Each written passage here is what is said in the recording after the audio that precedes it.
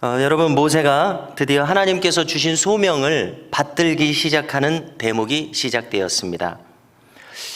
우리가 어제 본문을 보니까 모세를 향한 하나님의 길고 긴 설득의 과정이 있었습니다. 마지막에 어떻게 하셨습니까? 하나님께서는 더 이상 모세의 변명과 회피를 허용하지 않으셨습니다. 아론을 만나라, 사람들 앞에 나서서 이 말을 하고 이렇게 하라, 이렇게 지시하시는 것으로 일방적으로 모세와의 대화와 설득이 끝났습니다. 여러분, 이제 모세는 다른 길이 없는 것 아니겠습니까? 소명을 이행하는 것밖에는 다른 길이 없습니다. 그가 이제 순종하기로 결심을 하게 된 것이죠. 그래서 오늘 말씀 18절을 보니까 장인인 이드로에게 말을 꺼냅니다. 애굽에 있는 자기 형제들이 잘 있는지 보러 가겠다고 말합니다. 자, 이것은 무슨 내용입니까? 자기가 받은 정확한 소명을 그대로 장인에게 그대로 정확하게 말한 것이 아니죠. 에둘러서 말한 것입니다. 애굽에 있는 자기 형제들이 잘 있는지 보러 간다고 이렇게 돌려서 말했습니다. 여러분, 이처럼 모세는 자기 소명에 대해서 완전한 순종을 지금 하고 있거나 당당한 모습을 보이고 있는 것이 아닙니다. 그래도 지금 소명을 이행하기 시작한 것이 어디겠습니까? 이렇게 모세는 불완전한 가운데 소명을 받들기 시작하는 것입니다. 완벽한 모습이 아니라 이제부터 모세는 다듬어지기 시작하는 것을 알게 됩니다. 우리가 아시는 대로 지난 80년간 모세는 여러 가지 모양으로, 특별히 미디안에서 외롭게 육축을 치면서 다듬어지고 연단되고 준비되어 왔습니다. 그럼에도 불구하고 아직도 그는 다듬어져야 하는 것입니다. 19절에 보니까 하나님께서 말씀하십니다. 애굽으로 돌아가라. 내 목숨을 노리던 자들이 다 죽었느니라. 우리가 아시는 대로 모세는 애굽의 왕자급이었습니다. 그런데 지난 40년간 미디안에서 지낸 다음에 애굽에 이해관계가 있었던 사람들이 다 죽었습니다. 우리가 10개라는 영화를 1956년작 확인해 보시면은 이제 찰턴 헤스턴이 모세의 역할이고 율브리너가 라암세스 2세 역할입니다. 둘이 이제 사촌 형제로 자라는 모습이 보이면서 이제 모세가 돌아올 때에 율브리너가 애굽의 바로 왕이 됩니다. 직접적인 이해관계가 있었던 두 당사자가 모이는 모습으로 이렇게 나타나는데요. 여기서 하나님께서는 여기서 우리가 살펴볼 때는 이제 이해관계가 있었던 자들이 40년이 지남으로 말미암아 한 세대가 바뀌었습니다. 모세로서는 이제 새로운 사람들을 상대하면 되는 그런 상황이 만들어진 것입니다. 자, 20절을 보십시오.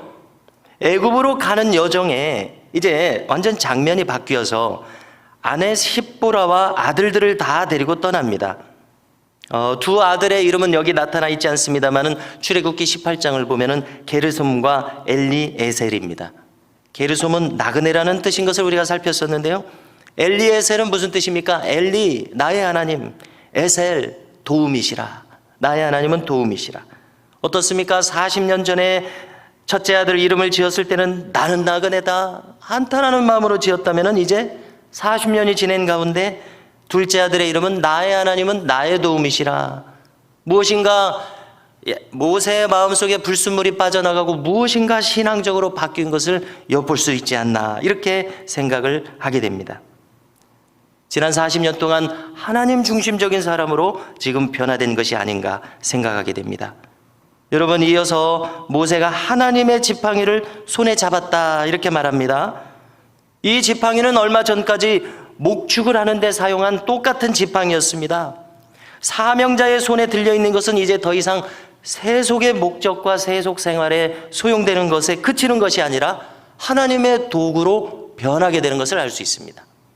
하나님께서 우리를 사용하신다면 지난 20년, 30년간 우리의 모습 그대로 준비된 모습으로 사용하신다는 생각이 들게 되는 대목입니다.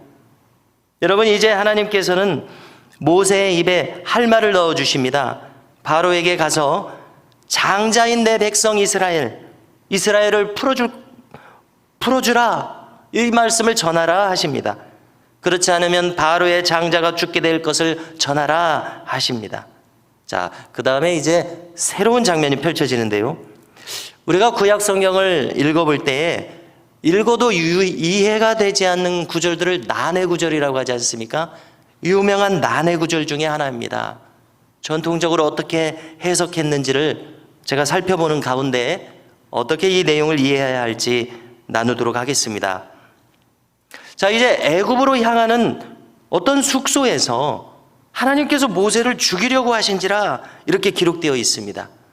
여러분, 우리는 이 내용을 하나님께서 직접 등장하셔서 어떻게 하셨다 이렇게 이해할 것이 아니라 결과적으로 생각해 볼 때 하나님께서 모세를 죽도록 인도하셨다 이렇게 이해하는 것이 좋겠습니다.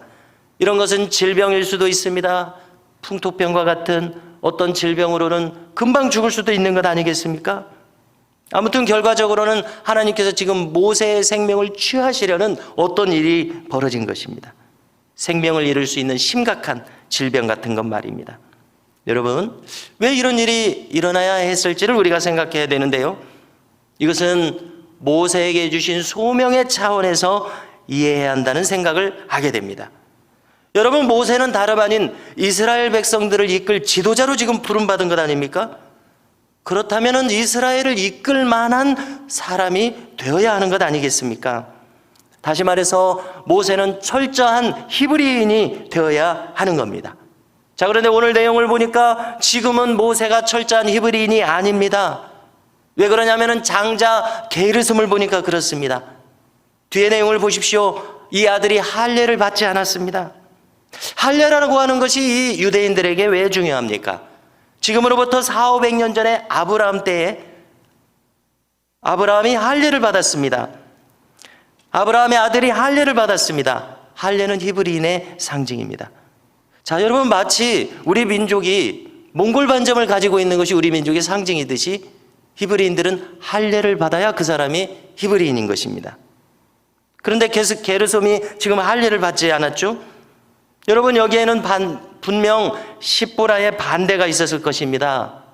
우리가 생각해 보건대 지금도 그것이 적용되는지 모르겠습니다. 한국에는 처가살이라는 것이 있습니다. 이건 뭡니까? 처가살이를 하는 남편은 아내의 뜻에 반대하기가 힘든 구조라는 것이죠.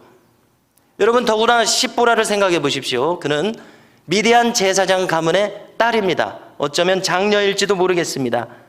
그렇다면 이 집안에 들어와서 살고 있는 모세는, 이 집안의 권력자는 모세가 아니라 십보라이겠죠. 십보라의 입김이 클 수밖에 없었을 것입니다. 만약에 하나님에 대한 신앙이 더 견고해졌다 할지라도 십보라가 반대를 한다면 할례를 할 수가 없는 것입니다.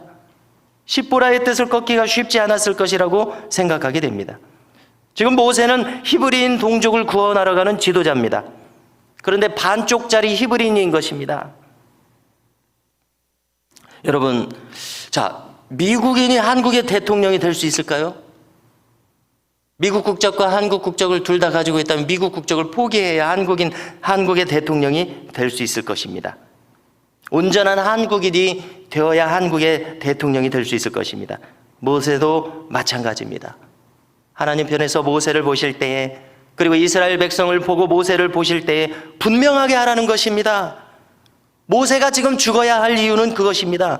분명한 히브리인이 되든지 아니면은 소명이건 간에 그냥 여기서 끝나라. 쓸 사람은 많다. 이런 의미 아니겠습니까? 여러분, 모세가 죽게 되자 십보라는 본능적으로 깨닫게 되었을 것입니다. 지금 히브리인들을 구하러 가는 사명의 길을 가는 모세가 정작 그 아들은 자신의 반대로 할례를 받지 않은 것을 자기가 알고 있는 거죠. 40년간 부부싸움을 했을 것이기 때문에 그렇습니다. 오늘 본문을 보니까 십보라는 신속하게 게르솜에게 할례를 행합니다. 그리고 모세에게 그 포피를 가져옵니다. 그리고 말합니다. 당신은 참으로 내게 피난편이로다. 이것의 정확한 의미를 우리가 이해하기는 어렵죠. 이게 도대체 무슨 뜻입니까? 당신은 참으로 내게 피난편이로다. 그러나 이 모든 상황을 생각할 때 또 외국 서적 중에 우리말로 번역된 성경 난해 구절의 내용을 생각해 보니까 외국 서적은 이렇게 말하고 있더라고요. 이것은 모세를 조롱하는 말이다. 모세를 핀잔하는 말이다. 그렇게 이해가 됩니다. 우리말로 표현하자면 징하다는 것이죠. 미디안 사람들은 할례가 익숙하지 않았을 것입니다. 아예 포피를 베는 것이 비위생적이라고 느껴질 수도 있고, 그 다음에 도대체 이게 뭐 하는 일인가 하는 그런 생각을 가졌을 것 아닙니까? 그러니까 반대를 했을 것입니다. 참으로 징하다는 얘기입니다. 기어이 자식에게 피를 보게 하면서 할례를 해야 모세가 이제 살 수 있겠다고 생각을 하니까 마음이 어려웠을 것입니다. 그렇기 때문에 이렇게 말한 것으로 이해가 됩니다. 당신은 내게 참으로 피난편이로다. 포피를 모세의 몸에 대면서 이렇게 얘기를 했습니다. 모세를 비난하고 싶은 것입니다. 여러분, 모세의 입장에서는 40년간 이 일로 충돌을 했는데 드디어 이 문제가 해결된 것입니다. 십보라가 모세는 이길 수 있었겠지만은 하나님은 어떻게 이기겠습니까? 모세가 못 이기니까 하나님께서 해결해 주신 것이라는 생각까지 듭니다. 그래서 26절을 보십시오. 여호와께서 그를 놓아 주신지라. 그때의 십보라가 피난편이라 함은 할례 때문이었더라. 여호와께서 그를 도와주셨다는 얘기는 무엇입니까? 이제 모세가 죽음의 위기를 넘겼다는 얘기 아니겠습니까? 드디어 이제 모세는 이스라엘 민족 앞에 지도자로 설 준비가 다 되어가고 있습니다. 즉 지금까지 외국인이 한국인의 대통령이 되려 했다면 드디어 한국인이 한국인의 대통령이 되는 모양새입니다. 이것은 무슨 의미입니까? 그 지도자가 정당한 지도자가 된다는 것이죠. 무책임한 지도자, 나는 진정한 히브리인이 아니면서 히브리인 지도자가 되는 그런 무책임한 지도자가 아니라 책임 있는 지도자가 되는 길이라는 뜻이라고 생각을 합니다. 27절 이하를 보십시오. 이제 하나님께서는 모세가 순종해서 일할 수 있는 모든 여건이 준비되게 하십니다. 아론이 나와서 기쁨으로 그를 맞이하게 하십니다. 백성의 모든 장로들을 모이게 하사 모세와 만나는 일이 있게 하십니다. 아론이 이제 모세가 받은 하나님의 말씀을 장로들 앞에서 대언합니다. 하나님께서 지시하신 그 모든 이적들을 백성들 앞에서 행합니다. 그러자 31절을 보니까 백성들이 믿으며 모세를 인정합니다.